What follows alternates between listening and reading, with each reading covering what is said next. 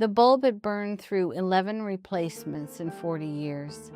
Edith Calloway had kept count on a note card tucked inside the kitchen drawer, the dates written in her careful school teacher's hand, each one a small, quiet ceremony of not giving up.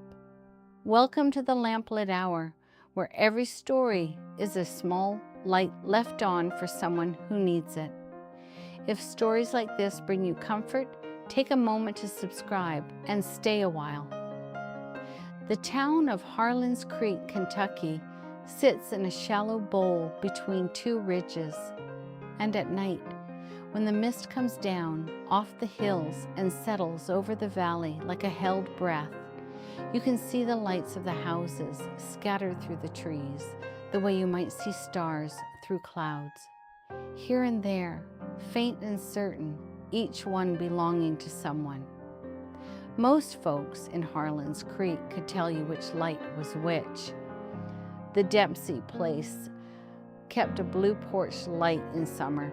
The hardware store left its window lamp on as a kind of landmark for drivers coming down Route 9 in the dark, and on Sycamore Bend at the end of the gravel lane, where the old Calloway property sat back behind its stand of silver maples. That light was Edith's. It was a plain light, a single bulb in a white ceramic fixture, mounted to the left of the front door, the kind of fixture you'd find at any hardware store. Nothing remarkable about it at all.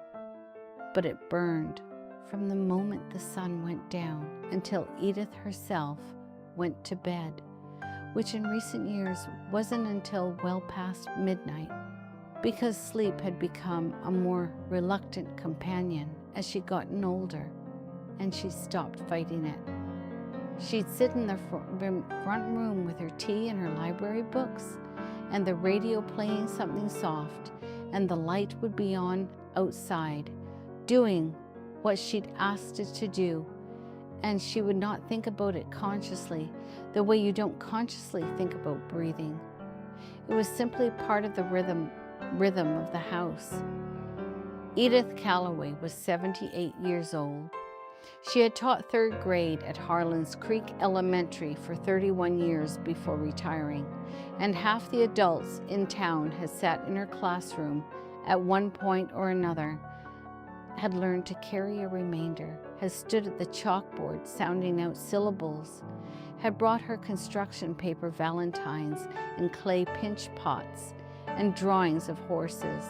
She was the kind of teacher that children remembered, not for what she taught them exactly, but for how she'd made them feel, seen mostly, like whatever they were working out in their small lives was worthy of attention. She had a gift for that, for the quality of her noticing. She could tell when a child was hungry, when a child was frightened, when a child needed someone to simply sit beside them and say, without words, that they weren't alone. She'd been married to Earl Calloway for 22 years, and they'd been happy in the ordinary, unsentimental way of people who build their life together slowly, hand over hand, like raising a house board by board. Earl had been a quiet man, steady, a surveyor for the county, and he'd loved Edith in the patient, demonstrated way of someone who shows up every day and stays. He died of a heart attack at 61, shoveling the back walk after a February snowfall, and Edith had found him there when she'd come home from the grocery, lying peaceful in the white, his hand still gripping the shovel handle. That was 17 years ago. She still sometimes set 2 coffee cups out in the morning before she caught herself. They'd had one child, Daniel. He was 54 years old now, if he was alive. Edith believed he was alive. She had no reason for that belief except that she had chosen it the way you choose. One morning to face the window instead of the wall, a decision of the will maintained daily. She had not spoken to Daniel in 40 years. She had not seen his face since he was 14 years old. In 1986, when the two of them had stood in this very kitchen and said things to each other that lodged in the walls of the house like splinters, impossible to fully pull out.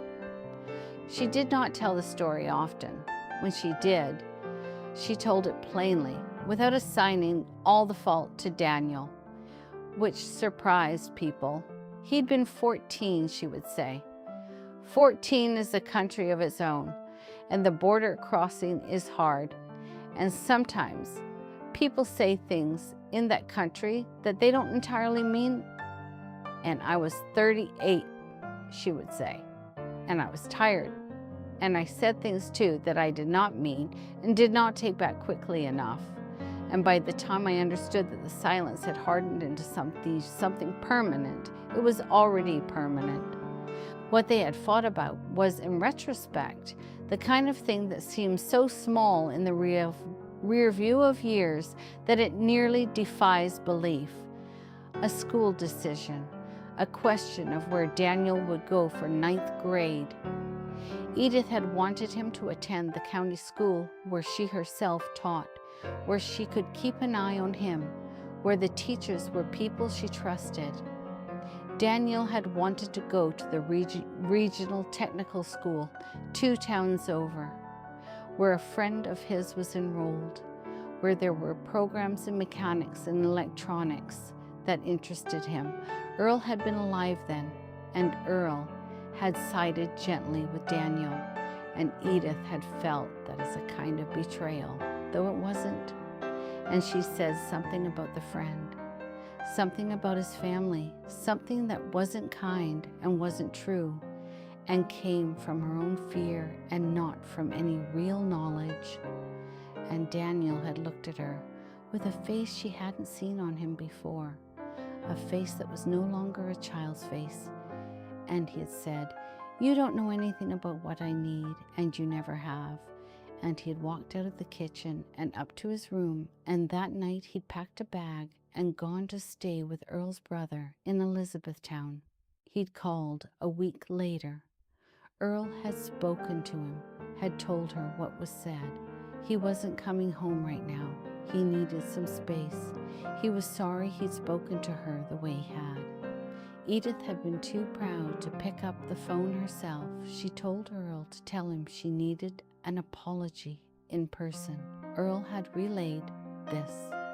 Daniel had said he needed her to say she was sorry first. And so the weeks had passed, and then the months, and Daniel had enrolled at the regional school from Elizabethtown, and Earl had driven down to see him once a month, quietly, steadily, the way Earl did everything. And Edith had stayed home and told herself she was waiting for Daniel to come to her, and Daniel had told himself she imagined the same thing about her. Then Earl had said one evening, almost gently, almost casually, the way he said the important things, "Edith, I think we're going to have to go get him." And before they could, before the particular weekend Earl had in mind arrived, Daniel had left Elizabethtown. He was 16 by then. Earl's brother said he'd packed up and gone west with a friend, someone he'd met at the technical school, someone with a truck and an idea. He'd left a note that said he'd write. He hadn't written. Edith had hired a private investigator once in 1998. He had found a Daniel Earl Calloway in Portland, Oregon, the middle name matching, the age matching, working as an electrician. He sent a blurry photograph of a young man in a blue jacket getting into a white truck outside a coffee shop. Edith looked at it for a long time. She thought she could see Earl in the jaw, the set of the shoulders. She had written a letter. It came back months later, unopened. Forwarding order expired. She started leaving the Porch light on the year after that, 1999. She could not say exactly why, except that it felt like something she could do, and she was a person who needed something she could do. She was practical that way. When she was afraid or grieving or lost, she moved toward concrete action, toward things that could be done with her hands. She could not find her son. She could not call him. But she could leave a light on. She could say, in the only language still available to her, I am here. If you come, I will be awake. I have not put you in the dark. The town noticed as small towns do. There were those who understood without being told. There were those who asked, mostly newcomers or teenagers who'd pass the house at night and wonder why that one house always had its porch light on, even in summer, even in the small hours. The children of the town had developed various explanations that she was scared of the dark, that she was waiting for her dead husband, that she'd made a vow. The actual explanation, when they heard it, was quieter and sadder than any of those. And they tended to go quiet when they heard it, the way you go quiet when you realize the story is real. Edith's neighbor, Dottie Hale, had lived 2 houses down for 30 years and knew the whole of it. Dottie was 70, a retired postal worker, sharp and practical, the kind of friend who shows up with a casserole without being asked. She and Edith sat on the porch on summer evenings and watched the fireflies come up from the meadow, talking about their gardens, and sometimes about Daniel, and sometimes not. Dottie never pushed. She had learned that Edith's grief was a quiet grief that did not want to be fixed or reframed or resolved by someone else's words. It wanted mostly to be sat beside. That spring, the spring of this particular story, had been a hard one for Edith. She'd had a fall in February, nothing broken, but enough to frighten her, to make her aware of how alone she was in the house, how far from the nearest neighbor on that long gravel lane. She'd seen her doctor, had some tests, had heard nothing alarming, but nothing reassuring either. Just the ordinary, complicated report of a 78-year-old body that had carried a great deal and showed it. She had begun sorting through her things in the way that older people sometimes do, not morbidly, but practically, as a form of honesty with herself about what was finite and what needed tending while there was still time to tend it. It was during this sorting that she found the note card in the kitchen drawer.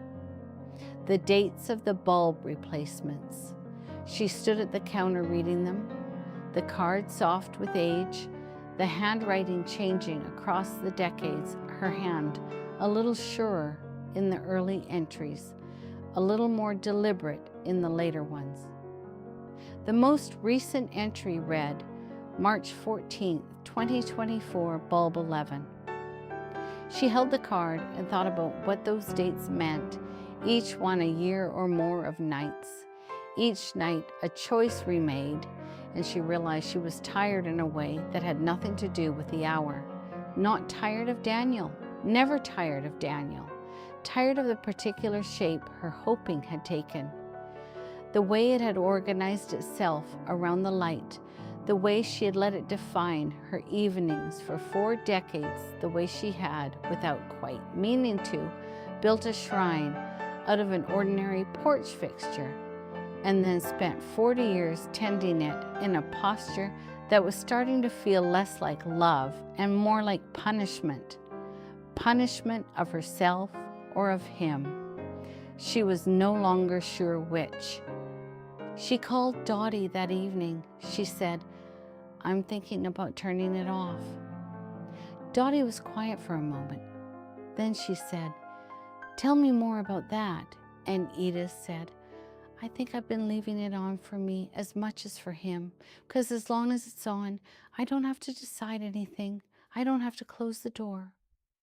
But I'm 78, Dottie, and I'm tired of the door being half open, of living in the draft of it, I want to close the door, not on Daniel, not on loving him, but on the waiting that's eating the hours I have left. Dottie said, that sounds like wisdom to me. Edith said, or it sounds like giving up. Dottie said, those aren't the same thing, Edith. You know they're not. If this story is staying with you, a quiet light helps me keep the lamp lit for others. Edith thought about it for 2 weeks, not aloud, not in a rush, but slowly, the way you work a knot, feeling for where it's loose and where it's tight. She thought about what the light had given her and what it had cost her. She thought about all the nights she'd sat in the front room past midnight, unable to go to bed, now understanding that part of it had been this, the sense that if the vigil was over, she'd let go of Daniel, except that she was ready to let go of the vigil. She was ready to carry Daniel differently, not as a watch kept, not as a flame maintained against the dark, but as the quiet, permanent love that doesn't require a ceremony, that doesn't need a light burning to prove itself. She decided on a Tuesday evening in late May.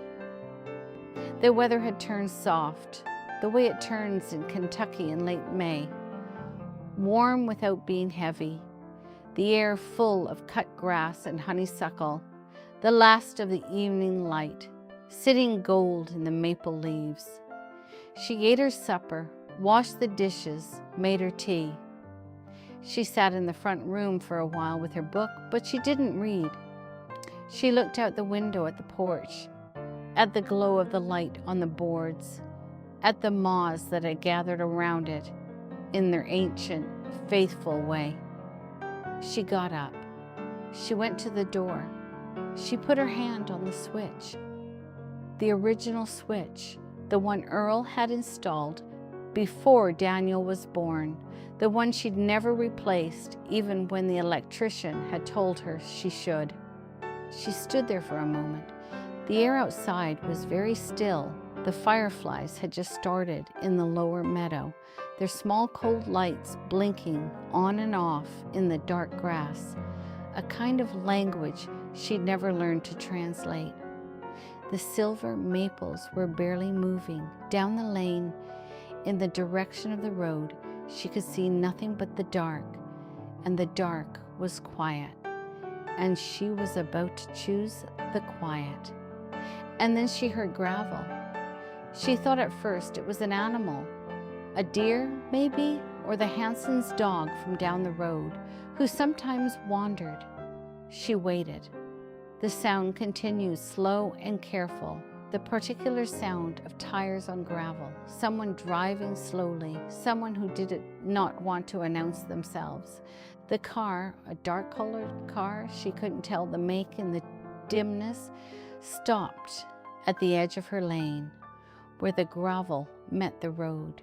It sat there for a moment, with its engine idling. Then the engine went quiet. The lights went off. Edith stood at the door with her hand on the switch and did not move. A minute passed, maybe 2. She could hear her own breathing.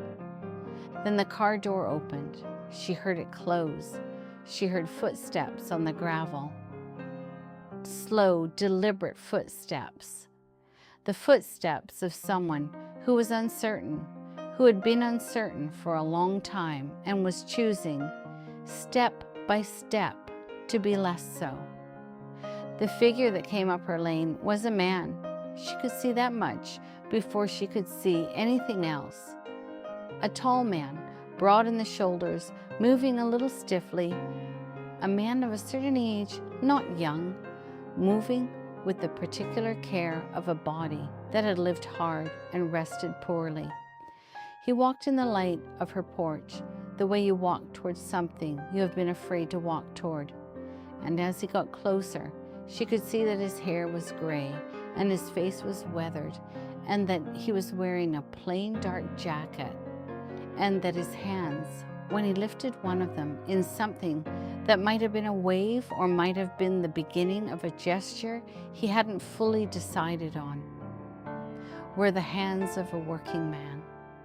She would say later, to Dottie, to no one else, that she knew before she could have known, not in her eyes or her ears, but somewhere older, somewhere that had been keeping its own kind of vigil, separate from the porch light, separate from all the practical ceremonies she'd constructed around this absence. The knowing was simply there, the way certain things are simply there, waiting for you to catch up to them. "Daniel," she said. She did not say it loudly. She said it the way you say the name of something you have kept safe for a long time. He stopped at the bottom of the porch steps. He was, she saw now, clearly in his mid-50s. Her son, unmistakably her son, in the jaw and in the eyes, and in the way he stood, which was Earl's way of standing, weight on the back foot, a slight tilt to the head. His face was older than she'd imagined and younger than she'd feared, and he was looking at her with an expression she couldn't immediately name.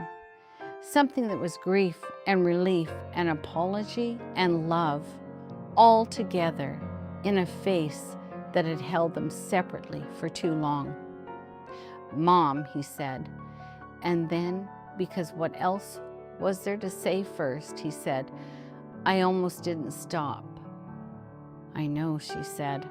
"I've driven past," he said, "not every year, but some years I'd come through on my way somewhere, or for no reason, just I'd find myself on Route 9, and I'd turn onto Sycamore, and I'd drive past slowly, and your light would be on, and He stopped. He put his hand on the porch rail.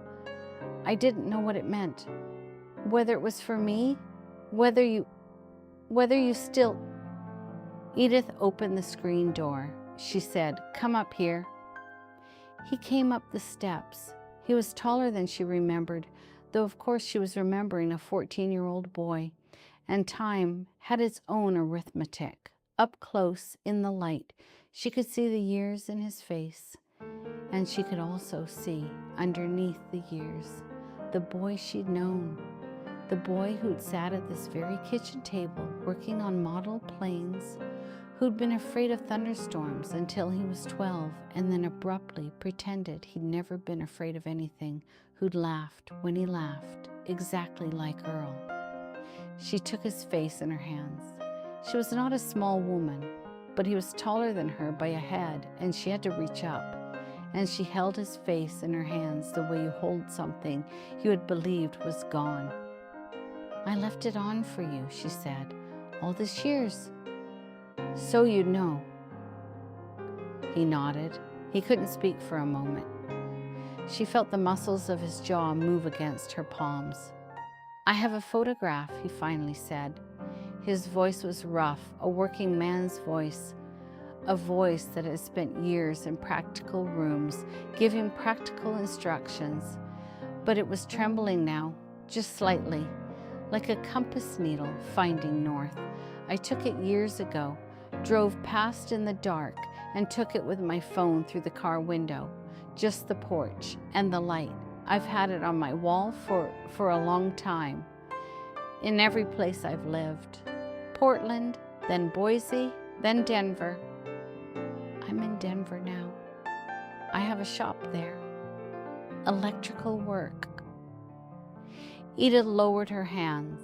She had known he was an electrician from the investigator's report years ago, and there was something in this that struck her as almost funny and almost unbearable in equal measure, that her son had spent his life working with light, with current, with the business of making things illuminate. "You took a photograph," she said, "of the light." "Yeah." He looked away, toward the meadow, then back at her. I couldn't stop all those times. I wanted to. I was angry for a long time, and then I wasn't angry anymore.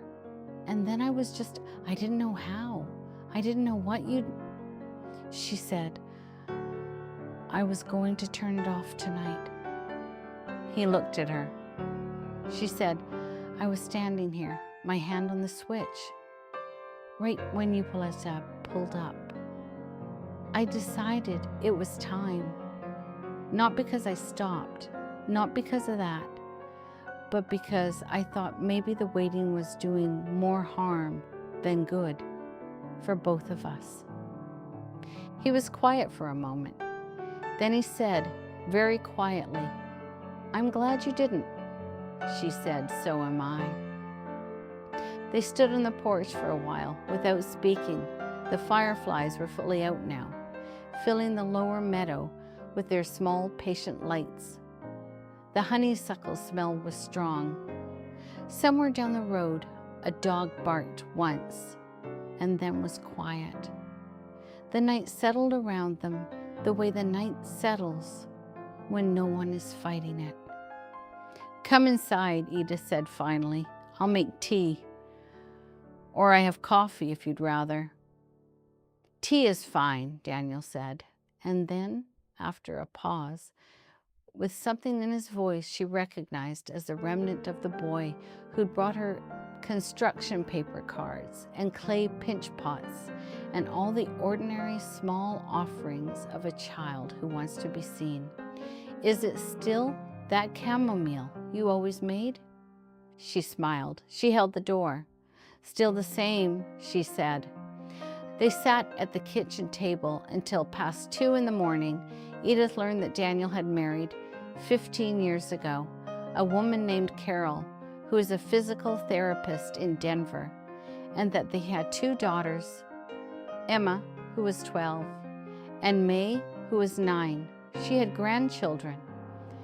The fact of this settled into her slowly, not as a wound, not as a reproach, but as a door opened onto a room that had been locked for decades, a room full of light and noise and small, irretrievable moments she hadn't been there for, and also full of moments still to come, which was what mattered, which was the thing she kept returning to as Daniel talked. There were still moments to come. Daniel had carried the estrangement differently than she had.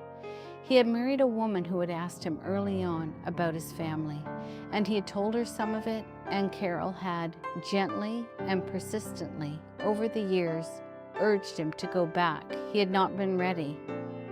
Then his father-in-law had died, and he had sat at that funeral, and something had shifted in him. Some calculus of time remaining had presented itself with new clarity, and he had started driving past Sycamore Bend more often, not ready to stop, getting more ready. He said, "Carol knows I'm here tonight. She told me, this time, don't just drive past." Edith said, "I like Carol already." Daniel smiled, and it was Earl's smile, exactly, and Edith felt something in her chest that she could not have named but recognized. The feeling of something returned that you had given up expecting.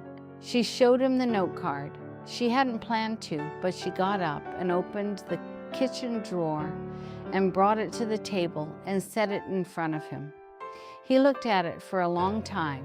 His hand went to his jacket pocket, and he took out his phone, and he turned it so she could see the photograph on his screen, the porch, the light, the boards and the white fixture, and the dark beyond, and the way the light made a small pool of the certain against the uncertain dark. It was a poor photograph, blurry, taken from a moving car through glass, but it was unmistakably her porch, unmistakably that light, and it was on his phone the way a person keeps on their phone the things they cannot put down.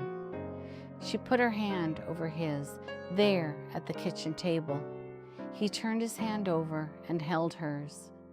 They talked about what it would take, not dramatically, but practically, quietly, the way things are actually resolved between people who are tired of the drama of unresolution. He had a return flight on Thursday. He would talk to Carol. He would bring her and the girls to meet Edith in August when school let out. Edith had the space. She had always had the space. There were things they did not say that night, things that would take more nights to say, and that was all right. They both understood that the work of reconciliation was not a single evening's work, but a slow project, like any restoration. Careful, patient, undertaken with respect for what was damaged and what was still sound. At 2:15, Daniel said he ought to find a room somewhere. He hadn't made a reservation. He hadn't been sure he'd stop. Edith said, "The guest room is made up. It's always made up." He hesitated. Then he nodded. She showed him up. The room was the room it had always been. The blue quilt, the braided rug, the reading lamp on the nightstand, the window that looked out over the meadow. She'd repainted it once. In 2010, a soft gray that she liked better than the old yellow. But otherwise, it was the same room. He stood in the doorway, looking at it with an expression that she thought was partly recognition and partly something else, something harder to name. He said, "I used to watch the fireflies from this window." "I know," she said. "You'd stay up past your bedtime to watch them. I'd pretend not to know." He looked at her. She said, "Good night, Daniel." "Good night, Mom," he said. And the word in his voice, with all its years of weight and want around it, was the most straightforward and the most complicated word she'd heard in a very long time. She went back downstairs. She went to the door. She stood for a moment with her hand on the switch, and then she turned off the porch light, not as a surrender, not as a closing, as a completion. The light had done its work, patiently, faithfully, one night after another. And it had been heard, not in the way she'd imagined, not in any of the scenarios she'd constructed over the decades, but in the quiet sideways way that real things tend to arrive, when you are least expecting them and most in need.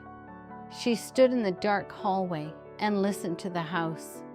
From upstairs came the sound of the guest room window being raised. Daniel, opening it to hear the meadow, to let the night air in, to watch the fireflies from the window he'd watched them from as a child.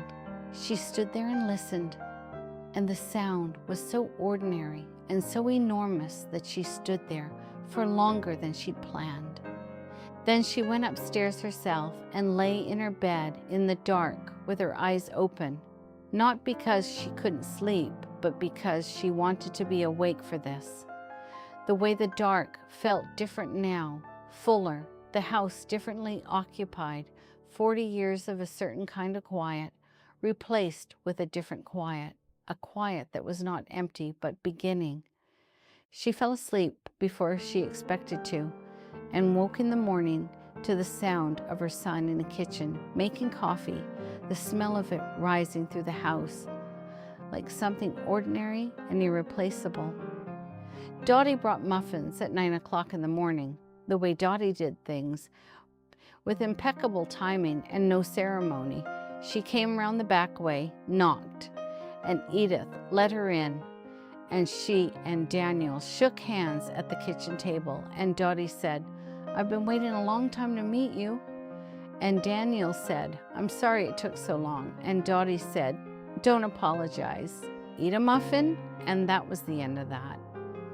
Later in the morning, after Daniel had called Carol and Edith had listened from the other room to her son's voice telling his wife what had happened, the catching in it, the held-back weight of it, she went out to the porch alone. She sat in the old wicker chair that had been there since before Daniel was born, the one with the faded cushion that she kept meaning to replace. She looked at the meadow, which was bright and wet with morning dew, the grass very green, the silver maples making their particular sound in the light wind. She looked at the porch light, the fixture, the plain white ceramic fixture, the bulb that had been there since March 14th, 2024. She thought about what she might say to Earl, if she could, about this, about last night, about the fact that their son had gray in his hair, and a wife named Carol, and 2 daughters named Emma and May, and a photograph of this porch on his wall in Denver, Colorado. She thought Earl would not have a great deal to say. Earl had never had a great deal to say. He would have nodded. He would have put his hand on her shoulder. He would have looked out at the meadow the way he looked at things he found good, with a quiet attention that was itself a kind of gratitude. She thought maybe she would leave the light on another night or 2 while Daniel was here, not out of habit, not out of vigil, just because she liked the way it looked in the evening, and because some things you keep not because you need them, but because they have been faithful to you. In August, Carol and Emma and May would come. Edith would watch a rental car come down the gravel lane, and 2 little girls would come tumbling out of the back seat, dark-haired and quick. And one of them, May, the younger one, would look up at the porch light and say, "Is that the light?" Daddy told us about the light. Daniel, getting the bags from the trunk, would straighten up and look at Edith over the roof of the car with an expression she had no word for, and Edith would kneel down so she was eye to eye with her younger granddaughter and say, "Yes, sweetheart, that's the light." May would think about this for a moment with the serious, full attention of a 9-year-old, and then she would say, "I'm glad he came home." Edith would say, "Me too." And that would be among the truest things ever said on that porch. Though perhaps the truest was still that single word "Mom," spoken in the dark by a tired man in a plain dark jacket who had driven past for years, unable to stop until the night his mother's hand was on the switch and something in him knew or didn't know but stopped anyway, which is sometimes the same thing. That is the thing about a light left on. It cannot make someone come home. It has no power over another person's feet or heart or fear. It cannot reach down the years and undo the words that were said or call back the ones that weren't. What it can do, and this is not a small thing, this is perhaps the whole of it, is answer a question that the person in the dark is carrying without quite knowing they're carrying it. Does anyone still want me back? That question, in all its vulnerability, deserves an answer, and some people can only give that answer in the language of the concrete and the faithful. A porch light, burning, night after night, saying yes, saying still, saying, "I am here, and you are not forgotten, and if you come up this lane in the dark, you will not arrive at a dark house." Edith had been 58 years old when she wrote that first date on the note card. She would be 79 in September. The light had been on for 40 years, and now it had done its work. She was too honest, for I knew it would, and too tired, and too full of the specific, wordless gratitude of a person who has received something she did not earn so much as simply refuse to stop wanting. She went inside. She made tea. Her son was in the guest room, sleeping late for the first time in years. He told her he never slept late, but she heard no sound from upstairs through the whole of the quiet morning, and she let him sleep, and she sat at the kitchen table with a note card in front of her and thought about whether to write a 12th date on it, and decided not to. 11 replacements, 40 years, and then a knock at the door. Some stories end. That's what makes them stories, and some endings are not closings but openings. Not the last word, but the first word of a new language two people are only beginning to learn, slowly, imperfectly, with goodwill and with time. Still on their side, not as much time as they might have wished, Not as much as was lost, but time enough. Time enough for August. Time enough for 2 little girls in a gravel lane, one of whom will grow up and tell her own children about the light her grandmother kept on for 40 years. The porch light on Sycamore Bend burns tonight, and for now, that is enough. Thank you for spending this hour with me. If this story found you at the right moment, if Edith's 40 years of faithfulness or Daniel's long and sideways journey home settled into some quiet place in you, I hope you'll carry it gently. The lights we leave on for each other don't always look like much from the outside. A plain bulb in a white fixture, a phone kept charged, a door that isn't quite closed. But in the dark of someone else's night, they can be everything. If you'd like more stories like this one, subscribe. And I'll leave the light on for you next time. Rest well.